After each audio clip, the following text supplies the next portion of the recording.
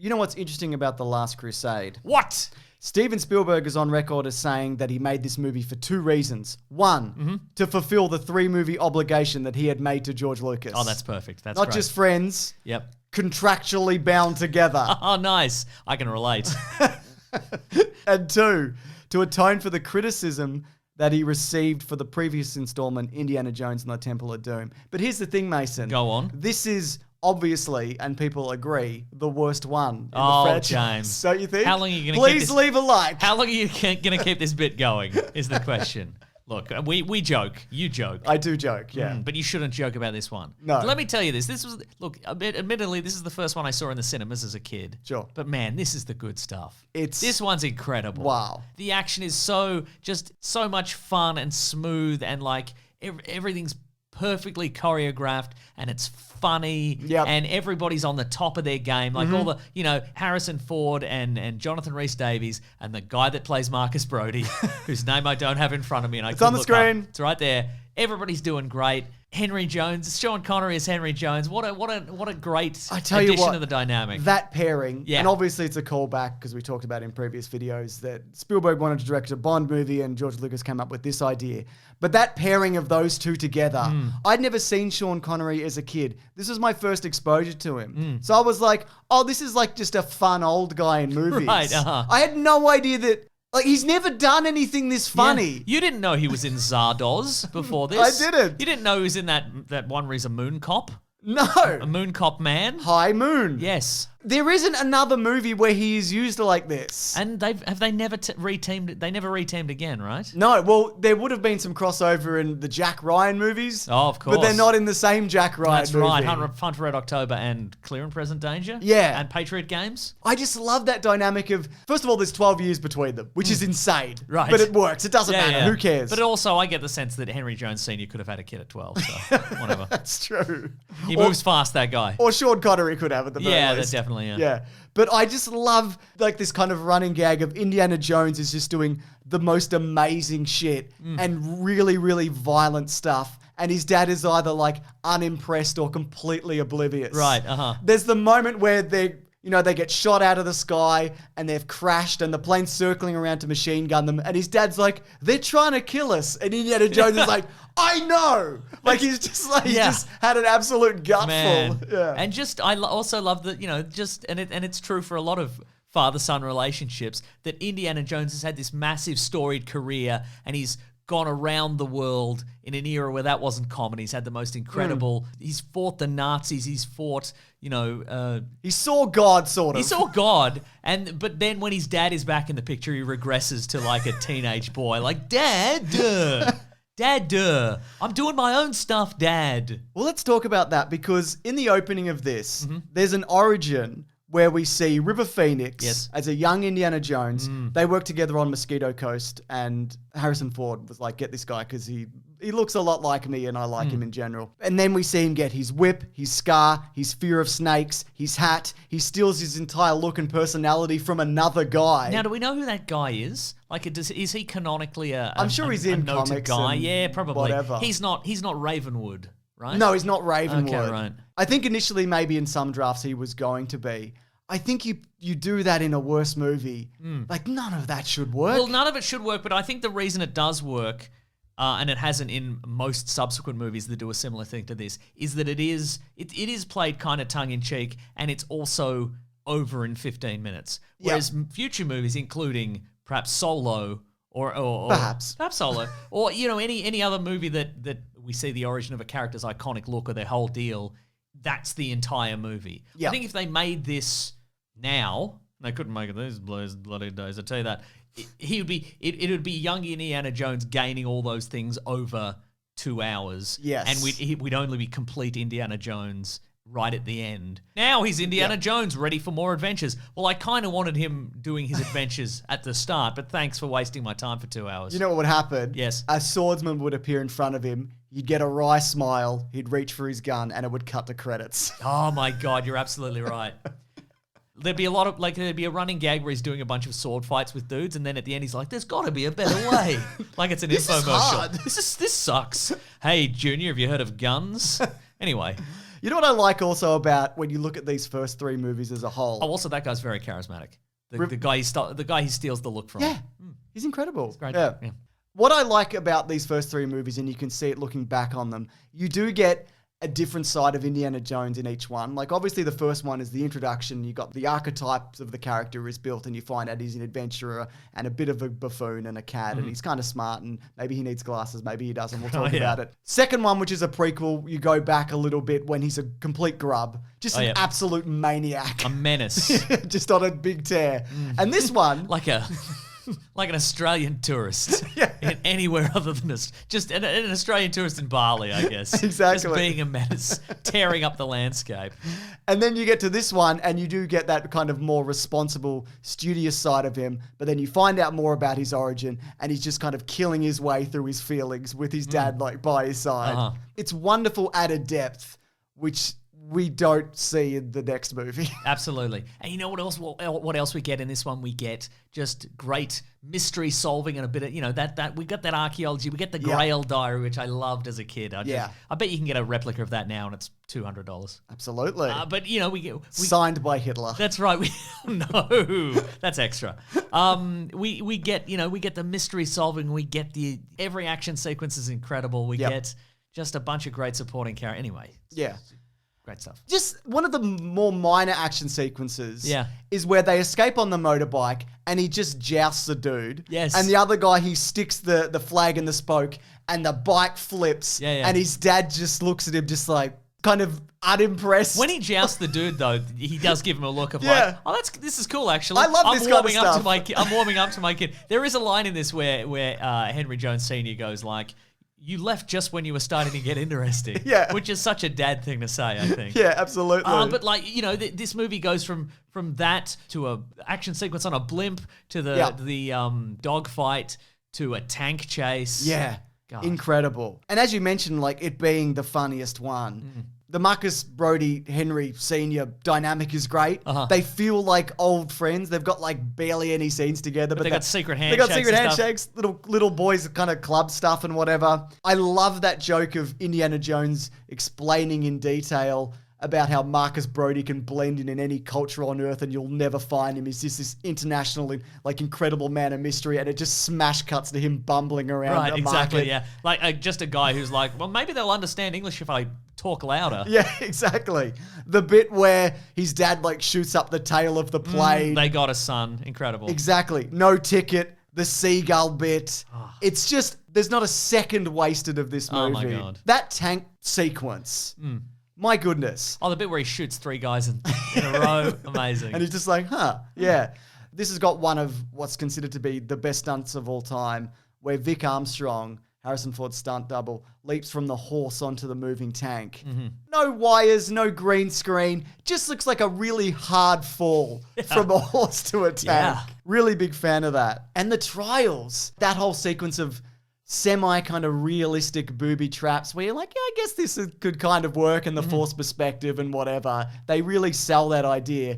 And I love how he finally gets to the knight and the knight's like, oh, thank goodness you're here. You're so brave and you have vanquished me in battle. Now it is your job to look after the Grail. And he's just like, no, I'm not. No. I'm not doing that. Look, there's a lot to explain and I can't because it's been 500 years. I'm pretty sure in future I've got to sleep with a lot of women who are going to betray me in some way. So if we can wrap this up real quick, I'll just take the one I know. I'll just take the Grail that I need. She's great also. Elsa, really good. As a kid, I'm like, rewatching this as an adult, I'm like, oh, yeah, of course she's a Nazi. She's just got a look about her. And it's the third one, so of course the love interest is going to betray him at this point. And it's a Bond trope, at this point. Yeah, but a kid, I'm like, I had no idea. I'm like, oh, pretty lady. Pretty blonde lady. Pretty cool. Yeah. Very well put together. Great uniform in this blonde lady. Ooh. Yeah, absolutely. She's a what? I think also, like, that Donovan death is really good because that kind of harkens back to the first one. Yeah. That kind of horrific death and the advanced aging, and there's some CGI morphs kind of in there as well, coupled with, some, real practical effects that you see. I also think that, like, if you took any of those other Grails, that's useful. That's a great thing to, like, assassination tool. A tool of espionage, yeah. Make a horse drink it at a party if you're a weird rich guy. Sure. Would it work on a horse though? I don't know. Because I kind of feel like the Ark of the Covenant. Like maybe it's your intent is also like a horse drinking from the Holy Grail. That probably hasn't, probably isn't expecting eternal life. Probably not. So I imagine, yeah. My goodness. I also, watching this again for the 1,000th time, I think this is the one I rewatched the most, maybe. Yeah. I don't know. Probably this and Temple of Doom I've probably seen the most. But I love the idea from like the knight's perspective that this pack of weirdos like run in, set off all the traps. One of them drinks the wrong grail. He just watches that unfold. The other guy takes it and he goes, "You can't get it out of here." And he goes, "Right, got it." They go out. They try to leave with it. This is his perspective. Yeah, right. Cause an earthquake. They drop it into the earthquake. The whole building goes under and they leave. Yeah. Like, what did he even do any of this for? He could have just dropped it down a pit. That's true. You're absolutely right, yeah. They really, like, wrecked his shit. Do you reckon he's like, I've got to go get that now? I've got to go down there and find it. Lousy immortality. Yeah, maybe. I don't know. Is it lost to time? But even that... like that last connection that you get with him and his dad. Just a really good touching moment. I think the emotional stakes of this, on top of like everything else, which is done perfectly, it really elevates it, I feel, above the other ones. Yeah. Like it's such a believable relationship. Agreed, they really sell it. And even the conversations are interesting. Like the conversation on the blimp that you mentioned. Like that's interesting. That's good stuff. I know I said earlier that like this was the bad one, but I was joking, Mason. This is actually I don't know if you picked up. I picked up on it. Yeah, but this is a good one. I'm gonna do a big complaint though. I got two big complaints. Wow. R.I.P. the comments. I know, right? River Phoenix's hair is not era appropriate. It's true. It's very floppy 90s, isn't it? Don't like it. Love the casting. They did want him to come back for young Indiana Jones. He obviously did pass away in the mid 90s, but yeah. Obviously, he wasn't going to do young Indiana Jones. But, sure. It was too edutainment. It was too edutaining? Yeah. Look, we're not going to get to it. No. We will probably at some point, but I have some things to say, I guess, at some point. And the other one is the moment where they're going through the underground tunnel in Venice, and it's all petroleum. Oh, yes. And he's holding a big fiery torch, and there's a moment where you just see fire just falling off into the into the petroleum, and I'm like, that's not realistic, actually. Yeah. Yeah, and I was mad about it. It seems that way, isn't it? Yeah. But other than that, no. But how about this? Uh-oh. Every week, we're looking at these and we're going, are these fashion specs? Yes. Does he need glasses? Yeah, okay. So what does he do in this movie? I was not paying thorough attention. Perhaps I need bloody glasses. But you have, obviously. You've been watching diligently and taking notes. So how does he use glasses in this movie, James? I'm hoping we get more information about this next week because I don't feel like this helps. He only uses them as a professor at the start. Okay. And then there's a moment where he goes to meet Donovan and he puts them on to like inspect the different things that he's looking at. It's a very appropriate use of reading glasses. So obviously there, I mean, that second example would be reading glasses because he needs to look at stuff close up. Yes. But if he's wearing them in a classroom setting, maybe he needs to look at the students to see if anybody's acting up or putting pervy messages on their eyelids, for example. So what are they then? Yeah, maybe they don't look like bifocals. I was going to say, are they bifocals? Maybe it's a subtle, I don't know, could you do that back in the day? I would have thought bifocals back in the day to be a very distinct, like, slice down the middle. Absolutely. You know, so... Yeah. Or one, like, the lenses would be different. You have to close your eye. Yeah, you know, for sure. To make it work. We'll find out more next week, I guess. I hope so. I still suspect fashion specs, though. Yeah, okay. That's what I'm suspecting. Have you considered this? He's got two pairs. I haven't. Maybe he's short-sighted and long-sighted, or whatever the reverse of that is. Maybe he's bad at distance and close-up, and he switches them out. Okay. They look the same. He went to Specsavers, and he got two pairs for $199. But why doesn't he wear them at other times then? Like, why doesn't he wear them both at the same time? Yeah, exactly. Yeah, right. But like, he doesn't need him for a joust. That's true. Or to shoot a man in the head, as we but then saw. he's just guessing. Most of the time, he just assumes everybody around him's a bad guy. And also, in this era, you shoot a bloke, no cameras. That's true. I didn't do it. Well, I guess he said he didn't do it. Yeah, so exactly. You know what? He shot that librarian, but we didn't. Nobody. There's no witnesses, so I guess he gets away with it. You know what? I did do it, but prove it.